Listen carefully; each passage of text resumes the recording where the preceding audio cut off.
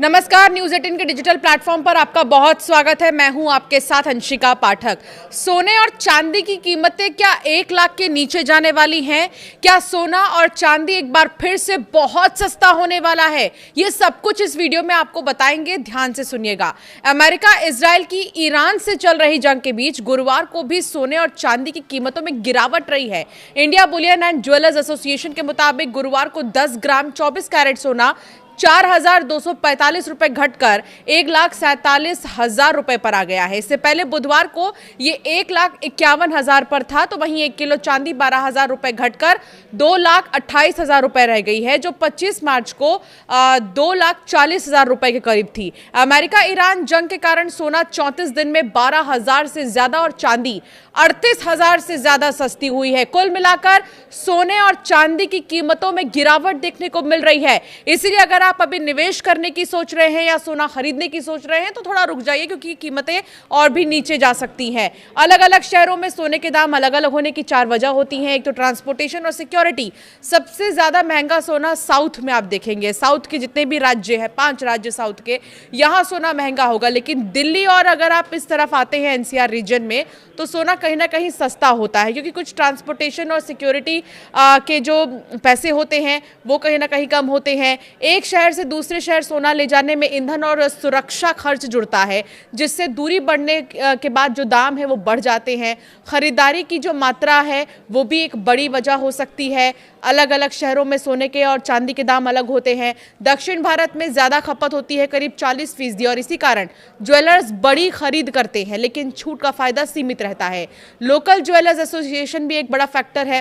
राज्य और शहर के ज्वेलर्स एसोसिएशन स्थानीय मांग सप्लाई के आधार पर रेट तय करते हैं। पुराना स्टॉक और खरीद मूल्य भी एक बड़ी वजह है।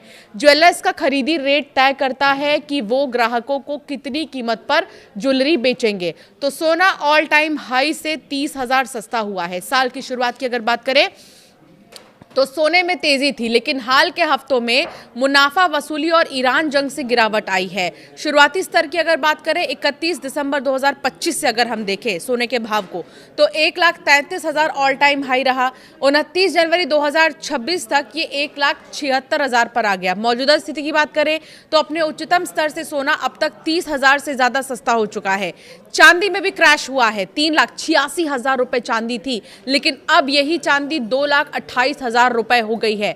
चांदी में सोने के मुकाबले ज्यादा उतार चढ़ाव रहा है और ये ऑल टाइम हाई रही है, और ऑल टाइम हाई से तेजी से नीचे भी आई है।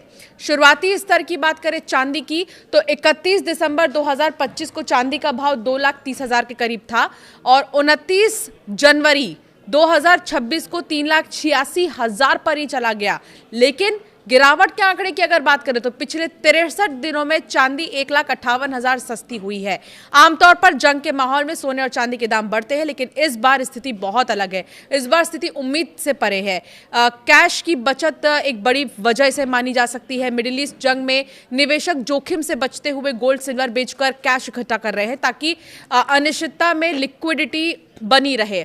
प्रॉफिट बुकिंग एक वजह हो सकती है। जनवरी में रिकॉर्ड कीमतों पर बड़े निवेशकों ने होल्डिंग बेची है और इससे सप्लाई बढ़ी है और कीमतें गिरी हैं। ब्याज दरों का असर भी एक बड़ी वजह है, एक बड़ा रीजन है क्यों आखिर सोने और चांदी के दाम युद्ध के बीच कम हो रहे हैं। अमेरिका के फेडरल रिजर्व के सख्त रुख से कीमती धातुओं की चमक फीकी पड़ गई है।